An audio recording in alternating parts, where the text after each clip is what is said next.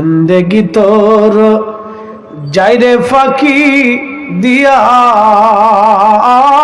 রে সোনার আদম, জিন্দেগি তোর যায় ফাঁকি দিয়া।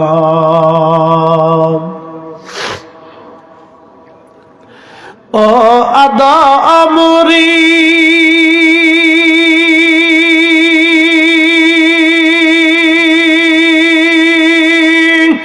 পাগ ধরিয়া গেছে দাড়ি, দন্তবাসে গোটাচারি,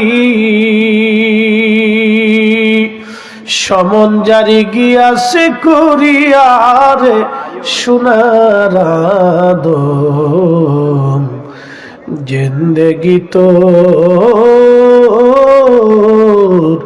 যায় ফাঁকি দিয়া। দুনিয়ার বাতাস, দুনিয়ার সব কিছু থেকে আমাদেরকে আলাদা করছেন, কিন্তু মায়ের রেহেমের মাধ্যমে একটা বিশেষ প্রক্রিয়া, আমাদের খাবার, আমাদের পানি, আমাদের পুষ্টি, আমাদের নিঃশ্বাস, আমাদের প্রশ্বাস, আমাদের জীবন, আমাদের বেড়ে ওঠা, আমার হাত, আমার চোখ, আমার কান, আমার নাক, আল্লাহ পাক সযত্ন করে সুন্দর অবয়ব দিয়ে খুব মোলায়েম করে আল্লাহ তৈরি করলেন। একসাথে বলা যাবে সুবহানাল্লাহ। সৃষ্টিতে আল্লাহ ছাড়া এরকম আর কোন কারিগর আছে? নাই।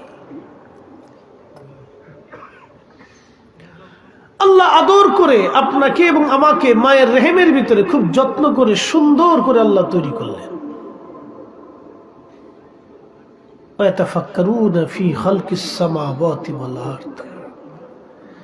রব্বে কারীম এই জন্য বলছেন, তুমি তোমার আল্লাহর সৃষ্টির যাবতীয় বিষয় নিয়ে তুমি ফিকির করো, চিন্তা করো। প্রিয় সুনামপুরবাসী, বহু দূরে যারা মাইকের আওয়াজ যায় তারাও আপনারা শুনে নেন, মায়ের রেহেমের ভিতরে আল্লাহ আপনাকে আমাকে তৈরি করলেন। সুম্মা জাআলা নাসলাহু সুলালাম মিন সুলালাতিন মাইন মিন মাহিন। আল্লাহ রাব্বুল আলামিন বংশ বৃদ্ধি করলেন, ধাবমান একটু পানি, এই পানিকে বলা হয় খলাকাল ইনসানা মিন নুতফা। এই পানির নাম হচ্ছে নুতফা।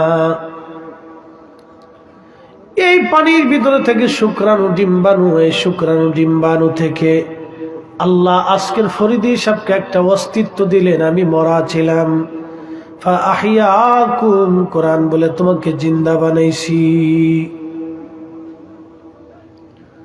আজকে আপনাদের সামনে যিনি বক্তব্য দিচ্ছেন, 50 বছর আগে পৃথিবীতে তার অস্তিত্ব ছিল না। আগামী 50 বছর পরে তার কোনো অস্তিত্ব পৃথিবীতে থাকবে না। একটু বুঝতে হবে। আপনাদের সামনে যিনি বক্তব্য দেন ফরিদি সাহেব, 50 বছর আগে পৃথিবীতে তার কোনো অস্তিত্ব ছিল না, সে ছিল অস্তিত্বহীন। আবার আল্লাহ অস্তিত্ব দিলেন, আপনাদের সামনে বসাই দিলেন, নসিহত করার মতো যোগ্যতা দিলেন, সুন্দর কণ্ঠ আল্লাহ দিলেন, আল্লাহ সুন্দর সুন্দর রিজিক আল্লাহ দিলেন, আল্লাহ হায়াত দিলেন, দৌলত দিলেন, সব আল্লাহ দিলেন। আগামী 50 বছর পরে এই দুনিয়া থেকে আমার অস্তিত্ব বিলীন হবে। আহা, এই জন্য কোরআন বলে মিনহা খালাকনাকুম, তোমাদেরকে মাটি থেকে সৃষ্টি করেছি। মিনহা খালাকনাকুম ওয়া ফিহা নুঈদুকুম,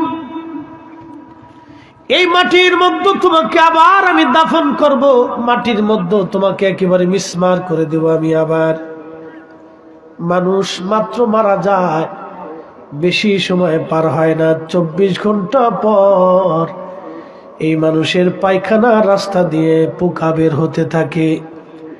এই পোকাগুলি খালি চোখে দেখা যায় না, এই পোকাগুলি সমস্ত শরীরের মধ্যে ছড়ায় যায় এবং প্রচন্ড দুর্গন্ধ ছড়াইতে থাকে, বিচ্ছিরি দুর্গন্ধ। মানুষের কিচ্ছু নেই, মানুষের অহংকার করার মতো কিচ্ছু নেই। কিন্তু ঢাকা শহরে একটা বাড়ি যদি কোনো বেডির থাকে তাহলে ওই বেডির জ্বালা রাস্তা দিয়ে আটা যায় না। আসতে বললেন কে? জোরে বলেন। ঢাকা শহরে কোনো বেডির বাড়ি যদি থাকে ওই বেডির জ্বালায় রাস্তা দিয়ে আটতে পারবেন না। উরে ভাবতা একবার ড্রাইভারে মারবে, আবার দারোয়ানরে ধমকাবে, আবার কাজের বেডিরে মারবে, ভাবের জ্বালায় অস্থির।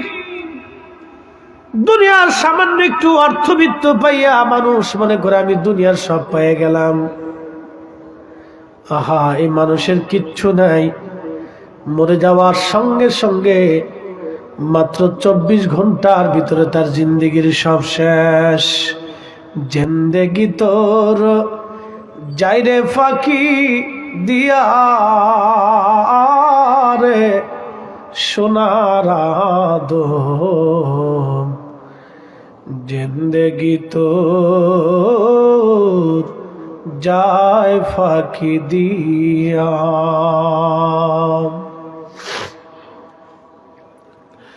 ও আদমরি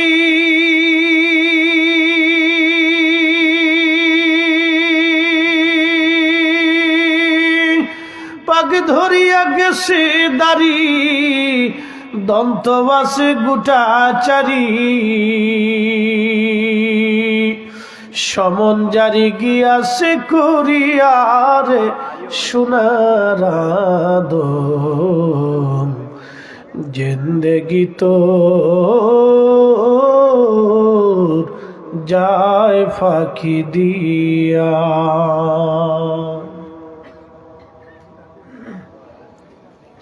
কি অহংকার আছে মানুষের, কি করার আছে বলে? কিছুই আমার আপনার নাই, কোন ক্ষমতাই আমার আপনার নাই।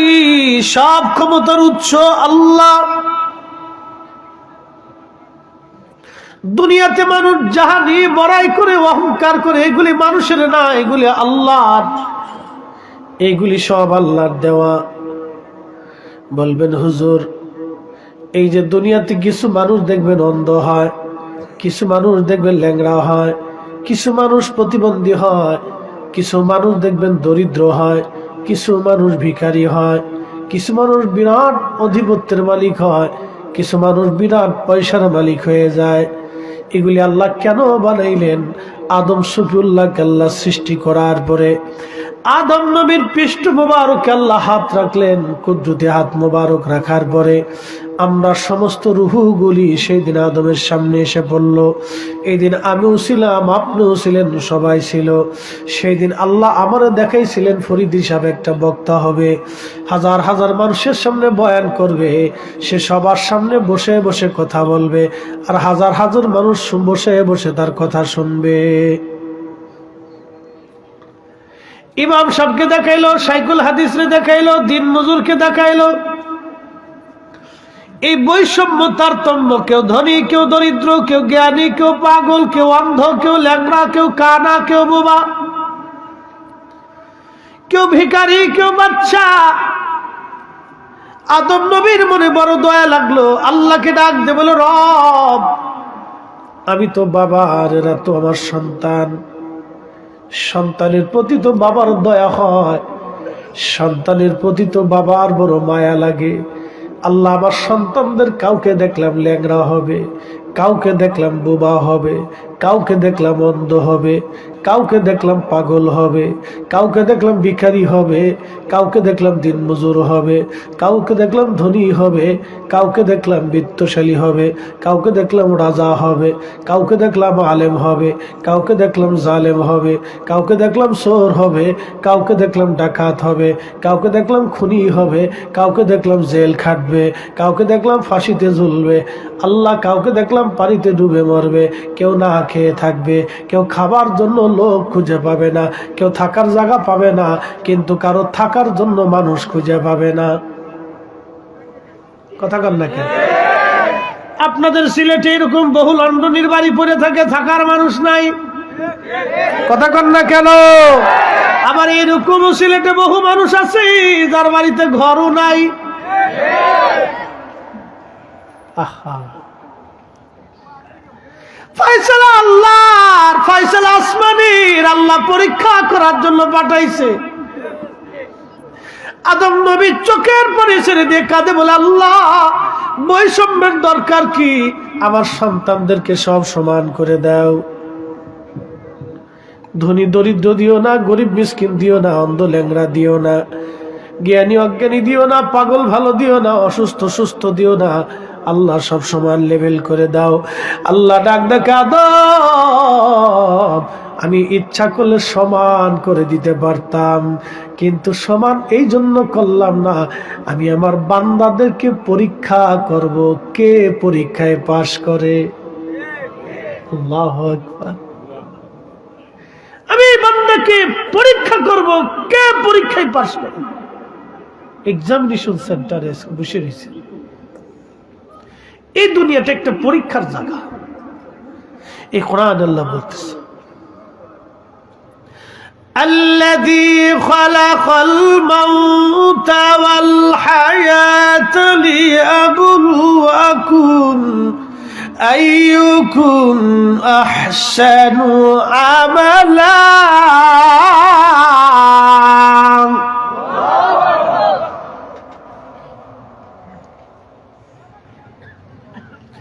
রব ডেকে বলতেছে, হে বান্দা তোমার মৌত সৃষ্টি করেছি, মরণ আমি আল্লাহ বানাইছি, এই জন্য আল্লাহ মরণ থেকে মুক্ত। আল্লাহু লা ইলাহা ইল্লাহু আল হাইয়ুল কাইয়ুম, চিরঞ্জীব চিরস্থায়ী। লা তাখুযুহু সিনাতু ওয়ালা নাওম, তিনি এমন একজন মালিক, কোনো তন্দ্রা নাই, কোনো জীবনী নাই, কোনো দুর্বলতা নাই, সব কিছু থেকে তিনি মুক্ত। আল্লাহ ডাক দিলেন, তোমার হায়াত তোমার মৌত আমি সৃষ্টি করছি, কেন? পরীক্ষা করব তোমাকে আমি। লিয়াবলুয়াকুম আইয়ুকুম আহসানু আমালা।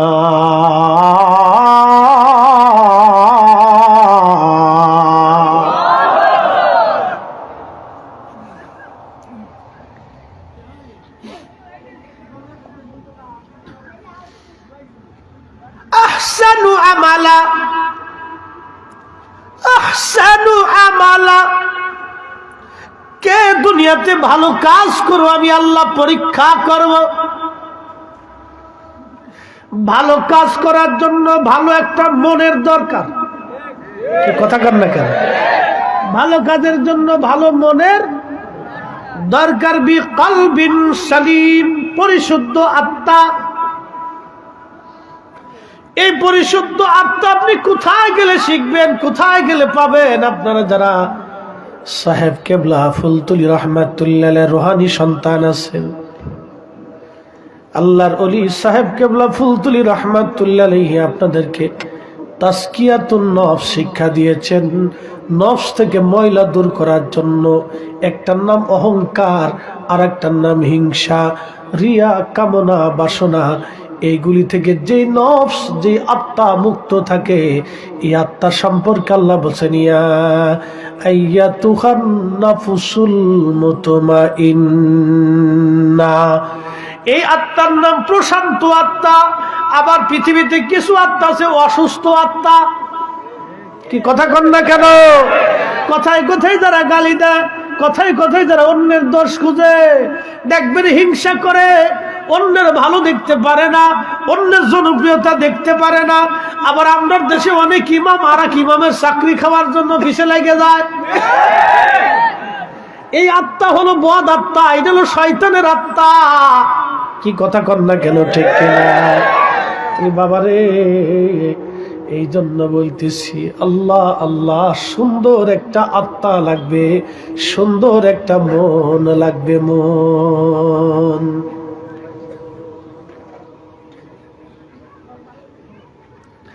সুন্দর আত্মা, এই আত্মাটাকে আল্লাহ বলছেন ইয়া আইয়াতুহান নাফসুল মুতমাইন্নাহ তুরজিই ইলা রাব্বিকি রাদিয়াতাম মারদিয়া।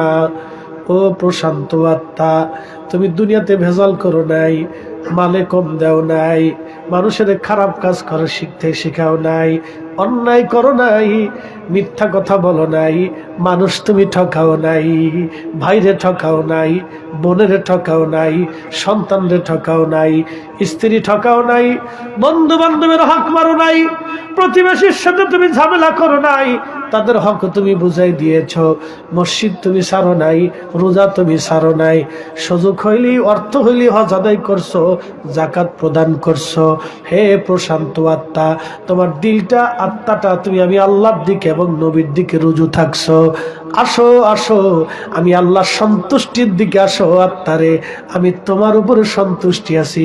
আল্লাহ বডির উপরে সন্তুষ্ট হয় না, আল্লাহ সন্তুষ্ট বডির উপরে হয় না, আল্লাহ অসন্তুষ্ট বডির উপরে হয় না, আল্লাহ সন্তুষ্ট আর অসন্তুষ্টতা আত্মার উপরে হয়। এই জন্য নবীরা দোয়া করার সময় শিখেছে রাব্বানা যালামনা আনফুসানা। এজন্য তাসাউফের ভিতরে একটা সবকের নাম হলো তাজকিয়াতুন নফস।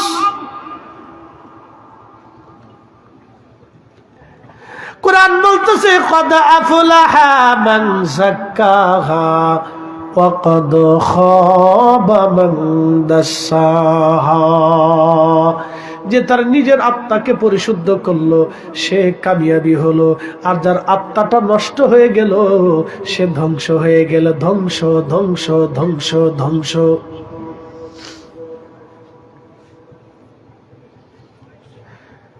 ভাইজান, এক বক্তা আর এক বক্তার পিছে লাগে।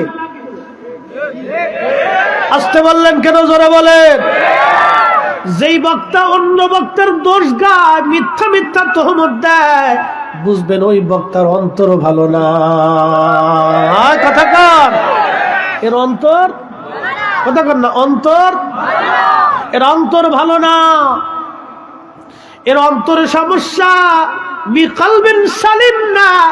আর অন্তর যখন কাল যত সময় পর্যন্ত আত্মাকে সালিম করতে না পারবে, আল্লাহি বিল্লাহি তাল্লাহি যতই সেজদা দাও বাবারে, ওই সেজদা আল্লাহর আসমানে কবুল হবে না। ঠিক কিনা? আচ্ছা, আপনাদেরকে বলি, জবাব দিবেন। কেউ নামাজে দাঁড়াইলো, সুন্দর করে নামাজে দাঁড়াইছে, তার জুব্বা ভালা, যায় নামাজ ভালা, টুপি ভালা, এই তসবি ভালা, পোশাক ভালা, মসজিদও ভালা, কিন্তু ওযু নাই। জোরে কর। যদি মদিনার মসজিদে নামাজ পড়ে, জোরে কর, মাকাম ইব্রাহিমে পড়ে, তার মানে ওযুর পবিত্রতা যদি না থাকে, তাহলে তার কোনো পোশাকেও নামাজেও সেজদায়, সারা রাত্র সেজদায় কাজ হবে না।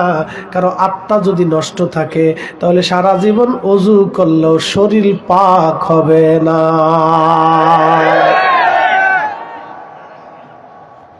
আরো বুঝাইতেছি, কেউ শুয়োরের গোশত খাইয়া যদি মাকামে ইব্রাহিমে যায় নামাজ পড়ে, সারা রাত হবে? জোরে বলেন, হবে? সুদের টাকা আর ঘুষের টাকা, অন্যের হক মেরে দিয়ে কেউ যদি ওই টাকা দিয়ে গরুর গোশত কিনে খায়, আপনারা বলেন শুয়োরের গোশত আর ওই গরুর গোশতের মধ্যে কোনো তফাৎ? নামাজ হবে? নামাজ হবে? হবে না। বুঝতে হবে, জটিল কথা। আপনাদের কাছে যেটা শোনাচ্ছি এটা একবার উচ্চ মাকামের কথা। এই জন্য অলিরা অলি হয়ে গেছে। এটার সাথে যুদ্ধ করার জন্য অলিরা অলি হয়ে কবরে চলে গেছে। যার জন্য আজকেও আপনারা সাপকে স্মরণ করতে থাকেন।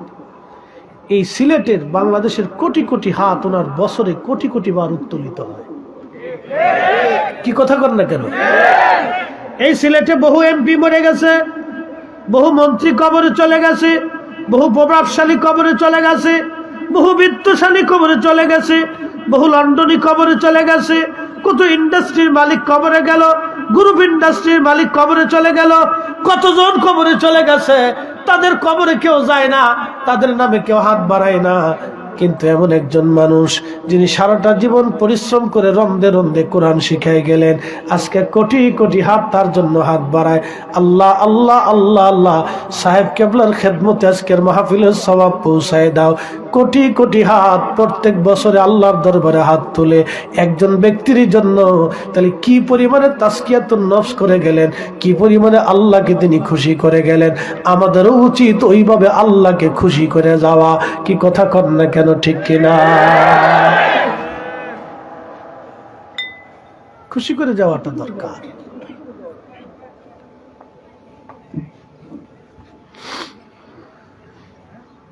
হাজিরিন, সোনামপুরবাসী, তাসকিয়াতুন নফস, নিজের আত্মাকে পরিশুদ্ধ করা, আহসানু আমালা, সুন্দর আমলের জন্য একটা সুন্দর মন লাগে, সুন্দর একটা আত্মা লাগে। আল্লাহর নবী সহিহ বুখারীর মধ্যে সহিহ হাদিসে ফরমান, ও আমার উম্মতেরা রে, তোমাদের বডির মধ্যে একটা গোশতের টুকরা আছে, এটা সুস্থ থাকলে পুরা বডিটাই সুস্থ থাকে, এটা অসুস্থ হলে পুরা বডি অসুস্থ হয়ে যায়। দেখবেন অসুস্থ আত্মা যারা, নবীজি বলেন আলা ওয়াহিয়াল কালব, সেটা তোমার অন্তঃকরণ, সেটা তোমার আত্মা, সেটা তোমার আত্মা। এই আত্মা সুস্থ থাকলে পুরা দেহ সুস্থ থাকে। আর এই আত্মা যখন অসুস্থ হয়, পুরা বডি অসুস্থ হয়। কারে মারবে, কারে ধরবে, কার ক্ষতি করবে, খালি এই চিন্তা।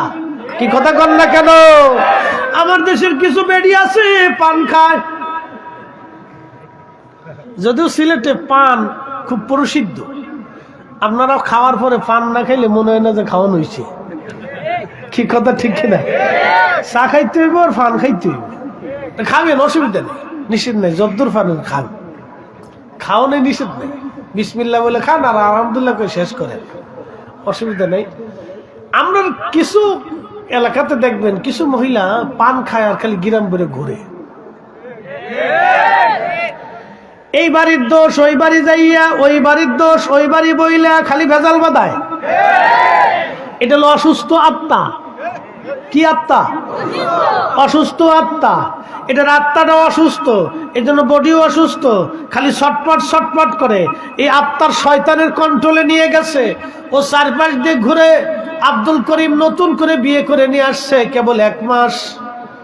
একটা মেয়ে 20 বছর বাবার বাড়ি থাকলো, মায়ের কাছে থাকলো, বাবার কাছে, ভাইয়ের কাছে, বোনের কাছে, ওই গ্রামের প্রতিবেশী আত্মীয় স্বজনদের সাথে। কিন্তু আপনি তারে বিয়ে করে বাড়িতে নিয়ে আসছেন। মেয়েটার বাড়ি হচ্ছে আপনার ওই সুনামগঞ্জ। আপনি নিয়ে চলে আসলেন এই সিলেটের এই কি থানাটা, সোনামপুরে। আপনারা সুনামগঞ্জ থেকে সোনামপুরে নিয়ে আসলেন, এখান থেকে 100 কিলোমিটার দূর হবে। আপনার পরিবারের সাথে, আপনার আবহাওয়ার সাথে, আপনার এই আচার আচরণের সাথে, আপনার ফ্যামিলির সাথে, আত্মীয় স্বজনদের সাথে তার ম্যাচিং হইতে অন্তত 6 মাস দরকার। বিয়ে করে আইনে তো কাজে ভেজাই দিলেন। মহিলা চিন্তা করে, ছেলে বিয়ে দিছি, বউ কাজ করবে না, তা আমি করবো নাকি? অনেক বেটি বুঝে না, নতুন বউর সাথে ঝগড়া বাঁধাই দেয়। ওই মেয়েটা আসছে, সে তো বাবার আদরের মেয়ে, আমি আমার মেয়েটাকে আদর করি না? কলিজা দিয়ে আদর করি, ভালোবাসছি। সে তো সারা জীবন কাজ করে নেই, বাবার আদরের, মায়ের আদরের, বোনের আদরের, ভাইয়ের আদরের, নিজেরা রান্না বান্না করে একসাথে আনন্দ ফুর্তি করে খেয়েছে। এখন আপনার ঘরে আসার পরে 6 মাস তো আপনি তাকে মেসিং হওয়ার জন্য সুযোগ দিবেন, তা না করে করে কি ওই জরিনার মা আছে, এই পান খায় আর গিরাম বিটে ঘুরে। এইগুলি আইসে খালি ফিন মারে শাশুড়িরে, এই করিমের মা, করিমরে বিয়ে করাইছো কি কাজ করে খাবার জন্য নাকি? এই পিন লাগাই দিছে। এটা অসুস্থ আত্মা। কি কথা কন না কে?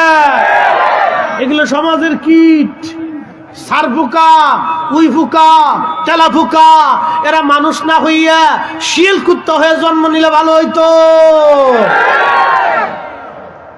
এগুলো মানুষ হইতে অসুস্থ আত্মা, অসুস্থ। এগুলো মনে করবেন এগুলো অসুস্থ।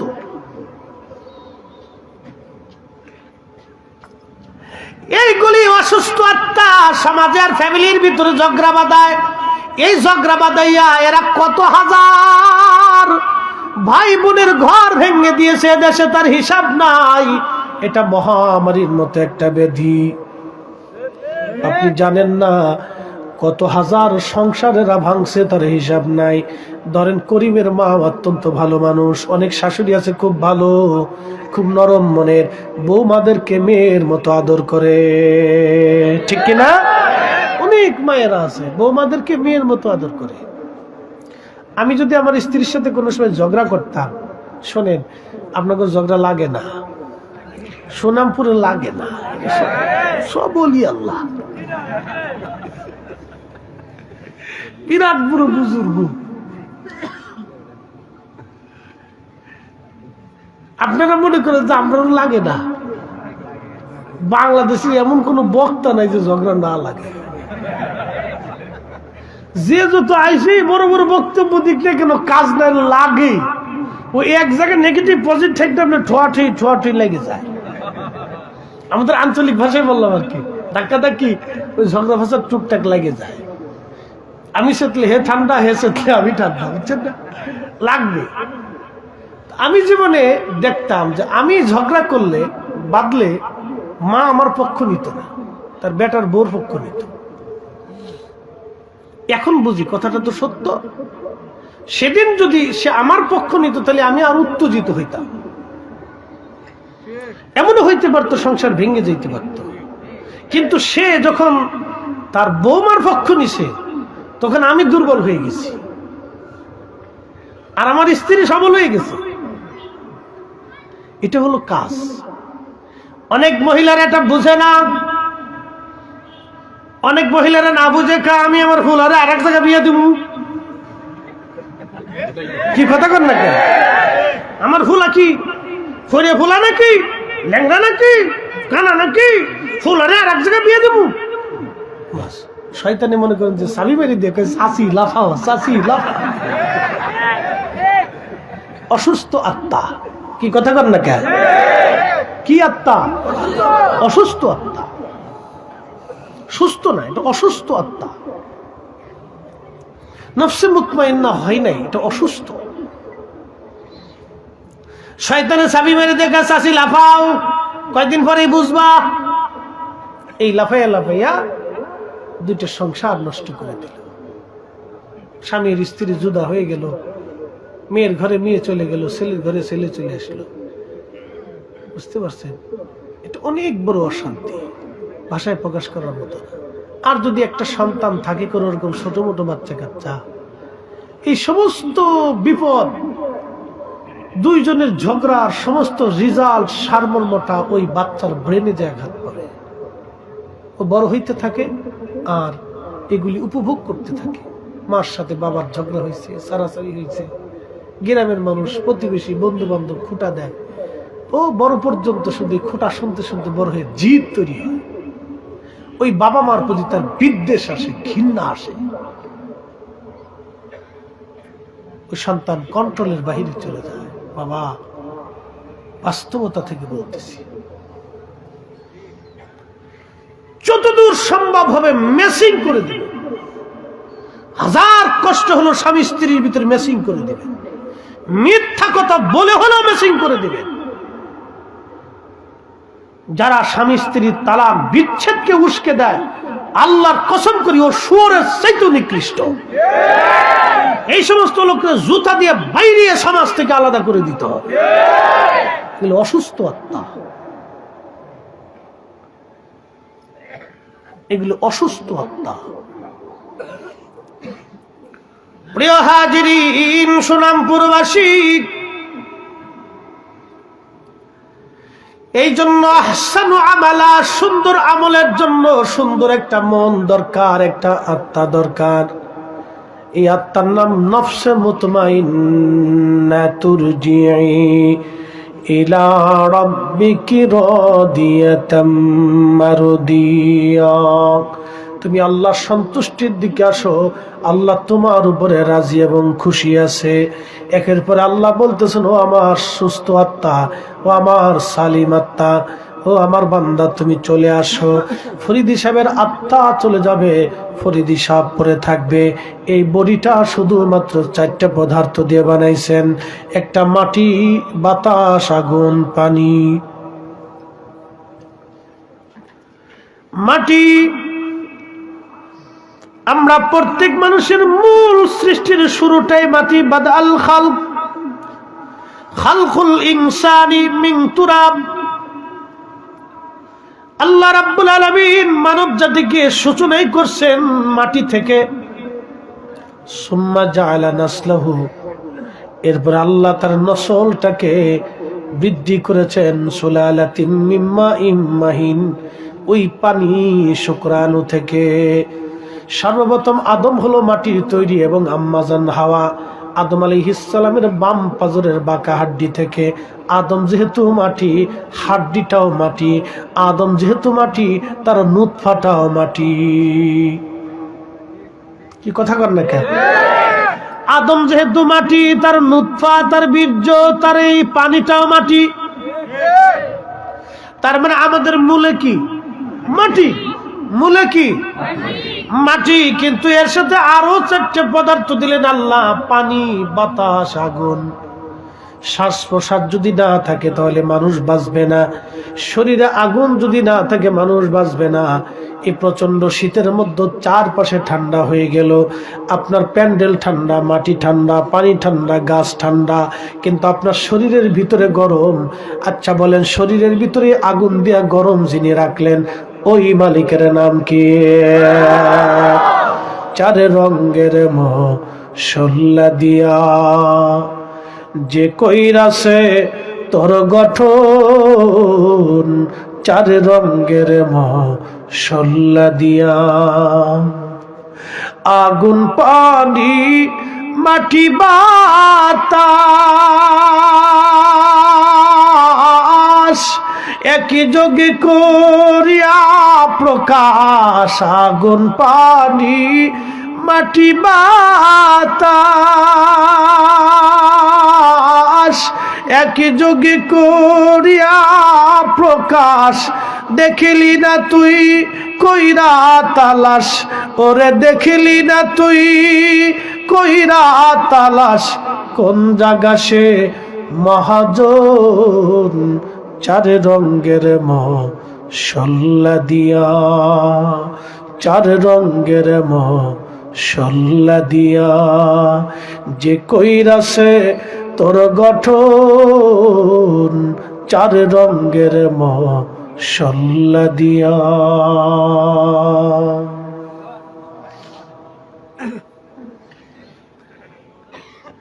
মিনহা খলাকনাকুম ওয়া ফিহা নুঈদুকুম ওয়া মিনহা নুখরিজুকুম। আবার ওই মাটি থেকে তোমার উঠানো হবে।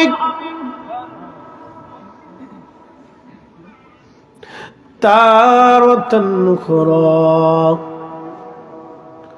আল্লাহ আল্লাহ, আমার মালিক, আমার মাওলা ডাক দিয়ে বলতেছে, প্রশান্ত আত্মা, সুস্থ আত্মা, তুমি দুনিয়াতে আমার হুকুম মানছো, আমার নবীর গোলামি করছো, তোমার আর কোনো চিন্তা নাই। ফাদখুলি ফি ইবাদি ওয়াদখুলি জান্নাতি।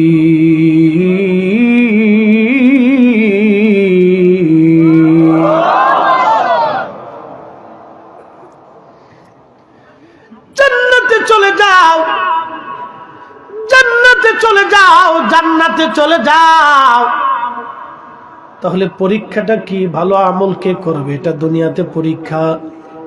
বাবা রে, দুনিয়ার সামান্য সময়ের জন্য সময় বলে, হুজুর কত সময় দুনিয়াটা, এবার আমি হাসরের মাঠে চলে যাই।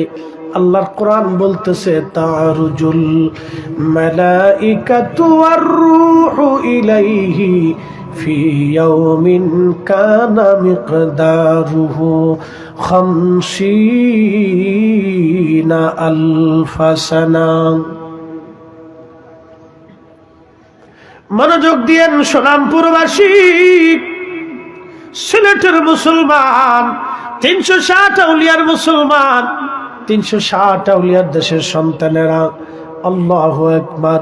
আমার মালিক ডাক দিলেন কিয়ামতের মাঠ, যেই দিন রূহ এবং ফেরেশতারা আল্লাহর দিকে ধাবিত হবে। আল্লাহ সৃষ্টির সমস্ত ফেরেশতারা আল্লাহর সামনে স্ব আকৃতি নিয়ে হাসরের মাঠে পড়ে থাকবে।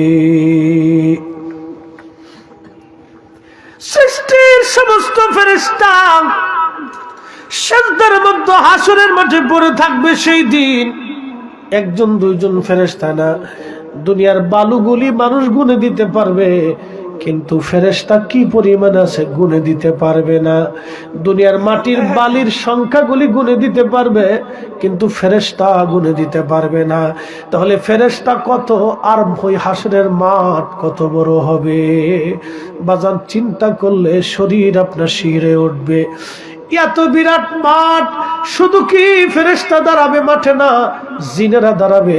সৃষ্টির প্রথম থেকে আজকের কথা না, কোটি কোটি কোটি কোটি বছর আগে থেকে জিনেরা পৃথিবীতে বসবাস করে। কোন জিনদের হায়াত আছে 4000 বছর, কোন জিনদের হায়াত আছে 6000 বছর, কোন জিনদের হায়াত আছে 10,000 বছর। আগের জিনেরা আরো বেশি বেশি বছর দুনিয়াতে বাঁচত। কারো 60,000 বছর, 40,000 বছর, 50,000 বছর পর্যন্ত জিনদের হায়াত ছিল। একবার জোরে বলা যাবে কি আল্লাহু আকবার। ওই জিনেরা কিয়ামত পর্যন্ত যত জিন আসবে তারা আল্লাহর আদালতে দাঁড়াবে। সমস্ত পশু পাখি মাখলুকরা আল্লাহর আদালতের সামনে দাঁড়ায় যাবে। আদম সফিউল্লাহ থেকে কিয়ামত পর্যন্ত যত মানুষ, সমস্ত মানুষগুলি আল্লাহর আদালতে দাঁড়াবে। আল্লাহ বলেন মালিক ইয়াউমিদ্দিন, ওই বিচার দিনের মালিক একমাত্র আমি আল্লাহ। বন্ধুরে, আমি আপনারও মাহরুম করি নাই, আমি বিচার দিনের মালিক, আর আমি আল্লাহরে আপনারে বানাই দিলাম। আসা আইয়াব আসাকা রাব্বুকা মাকামাম মাহমুদা।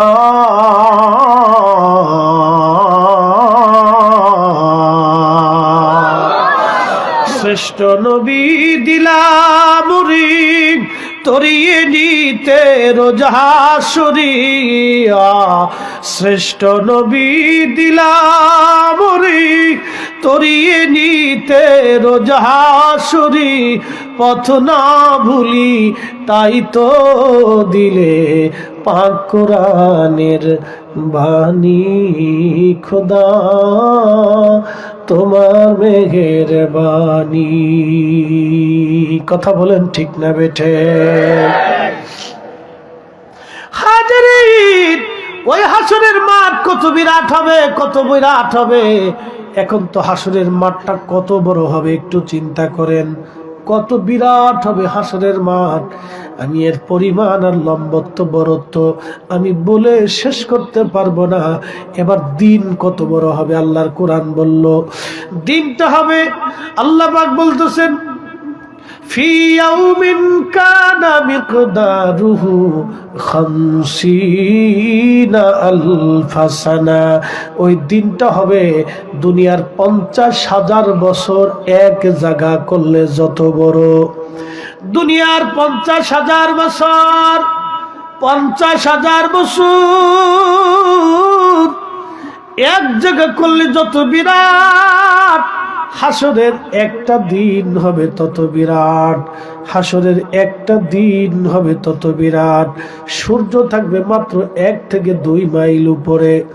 দুনিয়ার সূর্যটা 200 কোটি ডিগ্রি সেলসিয়াস তাপমাত্রা। দুনিয়ার এই সূর্যটা, আল্লাহু আকবার, দুনিয়ার এই সূর্য পৃথিবীর 13 লক্ষ পৃথিবী এক জায়গা করলে যত বড়, সূর্য হলো তত বড়। 13 লক্ষ পৃথিবী এক জায়গা করলে যত বিরাট, একটা সূর্য হলো তত বিরাট। পৃথিবীর মধ্যে সাগর আছে, নদী আছে, পাহাড় আছে, গাছ আছে, বাতাস আছে, সূর্যের মধ্যে আগুন ছাড়া আর কিচ্ছু নাই, শুধু আগুন আর আগুন আর আগুন আর আগুন।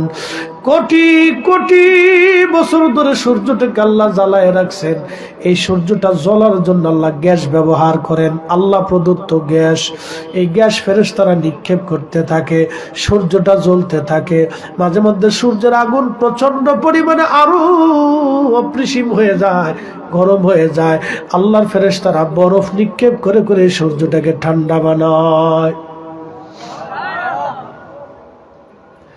13 লক্ষ পৃথিবীর একটা সূর্য হাসরের মাঠে আরো 70 গুণ বিরাট হবে, 70 গুণ তার তেজ হবে। 200 কোটি ডিগ্রি সেলসিয়াস তাপমাত্রা সূর্যের, মাত্র 12,000 ডিগ্রি সেলসিয়াস তাপমাত্রা একটা লোহা গলে পানির মতো হয়ে যায়। আর 200 কোটি ডিগ্রি সেলসিয়াস তাপমাত্রায় সূর্যটা কিয়ামতের মাঠে আরো 70 গুণ উত্তাপ ছড়াইয়া বা আলো দিতে থাকবে।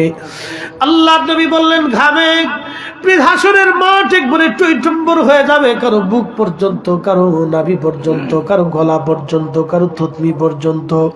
পানির তৃষ্ণায় জিহ্বা ঝুলে ঝুলে কুকুরের জিহ্বার মতো ঝুলতে থাকবে মানুষের।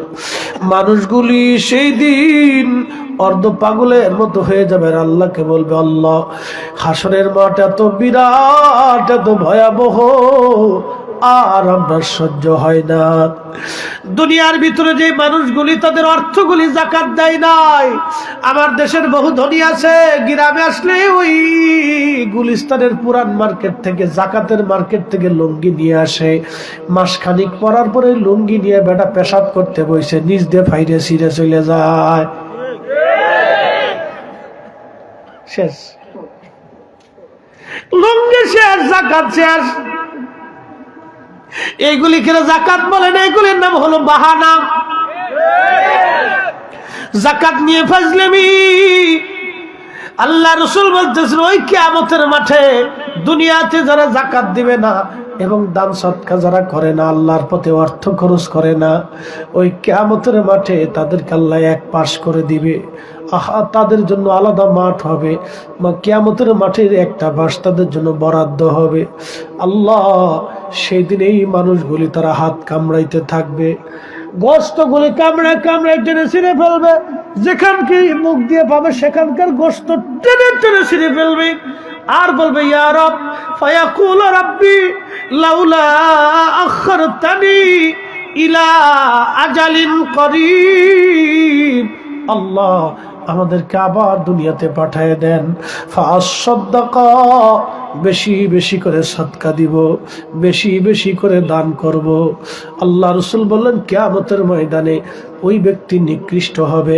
কোনো জানজাকারী, কোনো ভিখারি এসে তার কাছে কিছু চাইলো, কিন্তু ভিক্ষা না দিয়ে সে তারে তাড়াইয়া দিল, ওই লোকটা কিয়ামতের ময়দানে আল্লাহর কাছে নিকৃষ্ট হবে। কোনো কোনো বর্ণনা আসে তার মুখের গোশত থাকবে না, চেহারা একবারে বিকট হয়ে যাবে সেই দিন। আল্লাহ রাসূল বলেন, উৎকৃষ্ট ওই লোকটা কোনো জানজাকারী ভিখারি তার কাছে আল্লাহর হস্তে কিছু জানজা করলো, আর তাকে সে কিছু না কিছু দিয়ে বিদায় করলো। কিয়ামতের ময়দানে এই লোকটা হবে উৎকৃষ্ট, আল্লাহর কাছে পছন্দের ব্যক্তি। একবার জোরে বলা যাবে কে মারহাবা।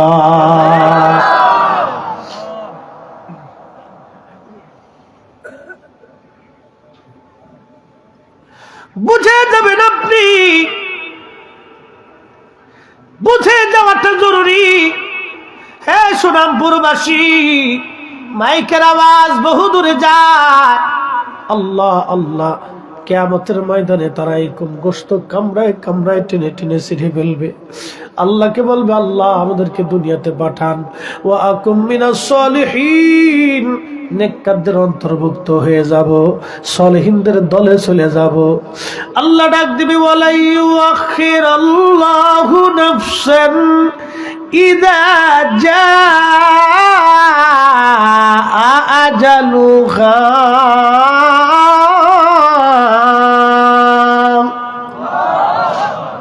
আল্লাহ বলবে, বান্দা একবার হায়াত যদি শেষ হয়, দুনিয়াতে থাকার আর কোনো সুযোগ নাই। একদিন মাটির ভিতরে হবে ঘরে, মন আমার কেন বান্ধ দালান ঘর, মন আমার কেন বান্ধ দালান ঘর। আমার দিকে তাকান। একদিন মাটির ভিতরে হবে ঘরে, মন আমার কেন বান্ধ দালান ঘর, মন আমার কেন বান্ধ দালান ঘর। লা ইলাহা ইল্লাল্লাহ, জোরে লা ইলাহা ইল্লাল্লাহ। আর একটু বাড়াই দিতে, একটু সামনে একটু বাড়াই। ও লা ইলাহা ইল্লাল্লাহ, আসিয়া বলে আল্লাহ আল্লাহ, ফেরাউন দিছে কত জ্বালা। আল্লাহ বলেন ও জিবরাইল, আল্লাহ বলে ও জিবরাইল, খুলে দাও জান্নাতের তালা। লা ইলাহা ইল্লাল্লাহ, ও লা ইলাহা ইল্লাল্লাহ, ও লা ইলাহা ইল্লাল্লাহ, ও লা ইলাহা ইল্লাল্লাহ, লা ইলাহা ইল্লাল্লাহ, মুহাম্মাদুর রাসূলুল্লাহ সাল্লাল্লাহু আলাইহি ওয়াসাল্লাম। কিয়ামতের মাঠে এই মানুষগুলি আফসোস করতে থাকবে। আল্লাহ বলবে, বান্দারে, দুনিয়া থেকে কারো হায়াত যদি শেষ হয়ে যায়, এক মুহূর্ত কালা দুনিয়াতে থাকার সুযোগ নাই।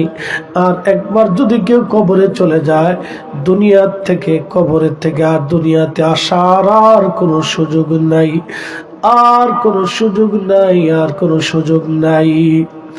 এইভাবে তারা কামড়াইতে থাকবে। কতদিন কামড়াবে জানেননি? আল্লাহর নবী বললেন, ও আমার উম্মতরা, তোমরা শুনে রাখো, ফেরেশতা জাতির হিসাব শেষ হবে, মানব জাতির হিসাব টান দিবে শেষ হবে, জিনদের হিসাব টান দিবে শেষ হবে, সমস্ত মাখলুকদের হিসাব টান দেওয়ার পরে শেষ হবে। সবার হিসাব কিতাব করে শেষ হয়ে যাওয়ার পরে এই যারা আল্লাহর পথে দান করে না, খরচা করে না, টাকাগুলি জমায় জমায় বিরাট বড় বাড়ি বানায়, অন্যের মাল যারা খাইতে খায়, সরকারি টাকা, রাষ্ট্রের টাকা চুরি করে যারা বিদেশে পাচার করে দেয়, কি কথা কন না? এই চোর হলো শিক্ষিত চোর, এরা কলমের খুসা দিয়ে চুরি করে খায়। আমার দেশের জুতা চোর বাবা হলো খয়রাতি চোর, গরু চোর হলো খয়রাতি চোর, পকেট যারা মারে হলো খয়রাতি পকেট মার, খয়রাতি চোর। মসজিদ থেকে যারা জুতা চুরি করে নিয়ে যায়, খয়রাতি চোর। কালকে আউসকান্দির মাহফিলে 10-15টা মোবাইল চুরি করে নিয়ে গেছিল, খয়রাতি চোর। কি কথা করেন না কেন? এইগুলি হলো খয়রাতি চোর। আর আমার দেশের কলমের খুশো দিয়ে যারা কোটি কোটি টাকা রাষ্ট্রের সম্পদ মেরে দিল, আল্লাহ গরিবের হক মেরে দিল, জনগণের হক যারা মেরে দিল, এরা হলো শিক্ষিত চোর। কিয়ামতের মাঠে এদের বিচার কি হবে জানেননি? ওরা মনে করতেছে সিঙ্গাপুর ঘুরিয়া, মালয়েশিয়া ঘুরিয়া, আর ওই যে বিভিন্ন বিদেশ টিদেশ ঘুরিয়া বউ বাচ্চা কাচ্চা নিয়ে। শুনে রাখেন, এদের বাচ্চা কাচ্চা মানুষ হয় না, এদের বউরা মানুষ হয় না। বলে, হুজুর কারণ কি? এরা থাকে এক জায়গায়, বউ থাকে আর এক জায়গায়, বউ আর এক বেটা নিয়ে ওই বার হাউসে যায় নাচানাচি কাচাকাচি। পোলা চলে গেছে বিদেশে আর এক বেড়ি লইয়া, ওখানে আবার খাচ্ছে, ঘুরছে, ঘুমোচ্ছে। ফুলা একদিকে, মাইয়া ফুলা একটা লই আইছে ঘরের ভিতরে, কয় বয়ফ্রেন্ড, আমি নাম দিছি কুত্তা ফ্রেন্ড। হাসুস কে? উচিত কথাই মা ওই বাজার, গরম বাতে বিলাই বাজার, ডাল বাতে কুটুম বাজার। এখন তো বেডিরা ফুলাফনের ফ্যান লয়ে চলে গেছে। মাঝে মধ্যে ঢাকা শহরে চিনা যায় না, বেডি না হিজড়া বোঝা যায় না, এটা বেডি না হিজড়া বোঝা যায় না। আরে হিজড়া তো ভালো কাপড় পরে, ওরা যদিও তৃতীয় লঙ্গ, তারপরে দেখবেন হিজড়া যারা আছে ওরা চুরি করে না, ওরা কিন্তু অনেক ভালো। খামাখা আমরা ওদের দোষ দিতে পারবো না, ওরাও তো মানুষ, ওরা কখনো অন্যায় করে না, চুরি করে না। দরকার হলে 2 টাকা চায় না, ভাইরে টাকা দে 10 টাকা, 10 টাকাই চায়। আমার কাছে 10 টাকাই চাইছি সারা বছর। হুজুর, হুজুর ভাই দাও না 10 টাকা। ওরা একটু বাড়ি টাড়ি দিয়ে একটু ভাব দেখো, হুজুর ভাই। যদি আমরা হাসি, কিন্তু ওরা তো মানুষ, ওদের তো চলা লাগবে। চাকরি নাই, বাকরি নাই, ব্যবসা নাই, লেখা নাই, পড়া নাই, তোরা করবেটা কি? ওদের তো জীবন, ওদের অধিকার নিয়ে তো আমাদের কথা বলার দরকার। ওরা তো কারো মায়ের গর্ভে থেকে আসছে, বাবার থেকে আসছে, কথা কর না কেন? আমার একটা সন্তান যদি ওইটা হইতো তাহলে কি আমি ফেলে দিতে পারতাম? কি করার আছে? একটা হাতে দেয়া, হুজুর ভাই কিছু দেও না। আমি বলি কত দিব?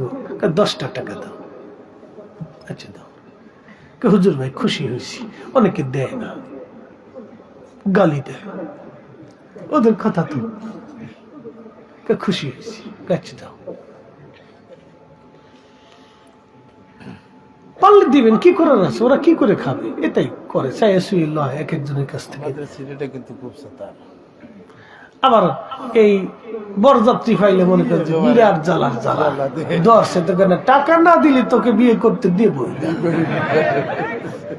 কি যে বিপদ রে ভাই, এটার বিপদের শেষ নাই। গোষ্ঠী শুদ্ধ সব চলেছে, দে টাকা দে, লালি 4-5 দিন আসতে আছে, দে টাকা দে।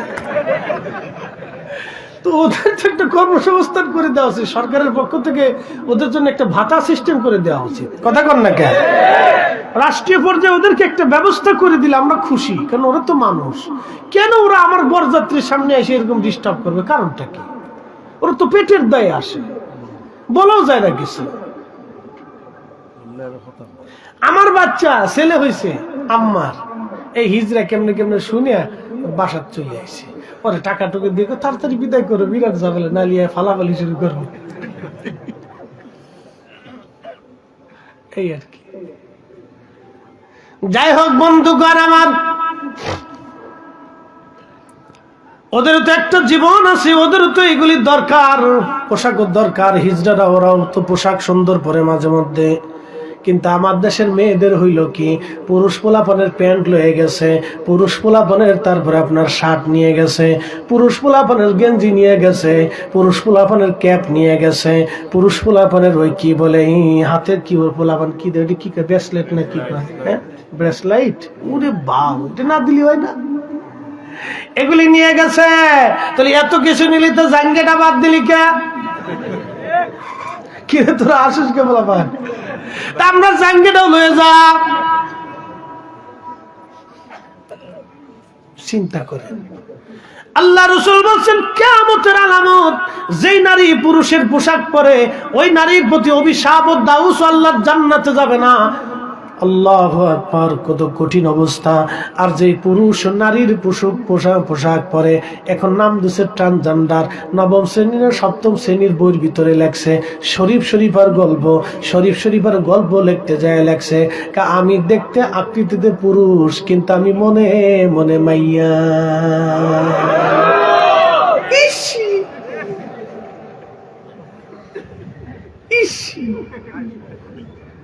তাহলে যেই লেখকে বইটা লাগছে ওই লেখকের বউরে দিয়া আর আমার দেশের বাদাম্মা ফুলাপান দিয়া একবারে সুন্দর করে ওই যে পার্কে ছেড়ে দিয়া বাদাম্মা তোর বউরে নিয়ে যাওয়া কবে যায়। ও লেখক সাহেব, চিন্তা করেন না, আমি যদিও দেখতে আকৃতিতে পুরুষ, কিন্তু আপনার চিন্তার কারণ নাই। রাত 12টা বাজছে, তাতে কি হয়েছে? আমি তো মনে মনে মাইয়া।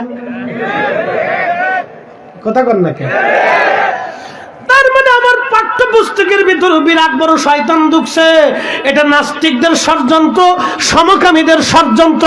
আমরা মুসলমান জিন্দা থাকতে এই দেশে সমকামিতা প্রতিষ্ঠিত হতে দেব না। কথা বলেন, হ্যাঁ দুটা করে বলেন, ঠিক না বেঠে?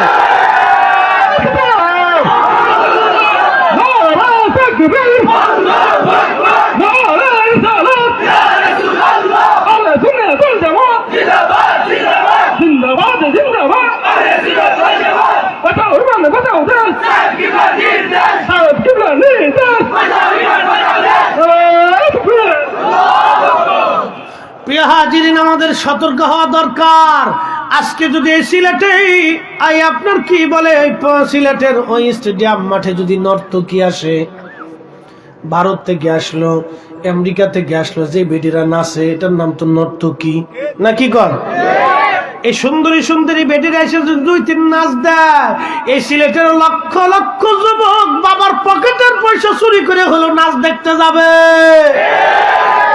বাজান, তার মানে বোঝা গেল এখন আমাদের যুব শ্রেণী ডিমোশনের মধ্যে আছে। যুবকরা যদি যুবক দেখতে চাও, ফিলিস্তিনের যুবকদের দিকে তাকাও, ওরা জিহাদ করে করে শহীদ হয়ে যাচ্ছে, কিন্তু বাতিলের কাছে, পৃথিবীর পরাশক্তি ইহুদি দখলদারদের কাছে ওরা মাথা নত করে নাই, মাথা উঁচু করে জীবন দিয়ে যাচ্ছে। কথা বলেন ঠিক না বেঠে?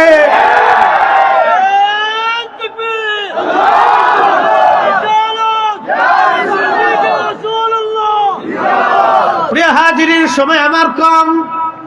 যুবক ভাইরা সতর্ক হতে হবে, ঈমানি দীপ্ত আমাদের অন্তরে আনতে হবে। বাবাজি আমার, খুব মনোযোগ দিয়ে কথাগুলি শুনে যাবেন। প্রিয় হাজিরিন, এই হাসরের মাঠটা বড় ভয়াবহ মাঠ হবে। আল্লাহ আল্লাহ, সেই দিন যদি বাঁচতে হয় আপনাকে অবশ্যই দুনিয়া থেকে আহসান আমালা, ভালো আমল নিয়ে কবরে যাওয়া লাগবে, এছাড়া ভিন্ন কোনো আর রাস্তা নাই।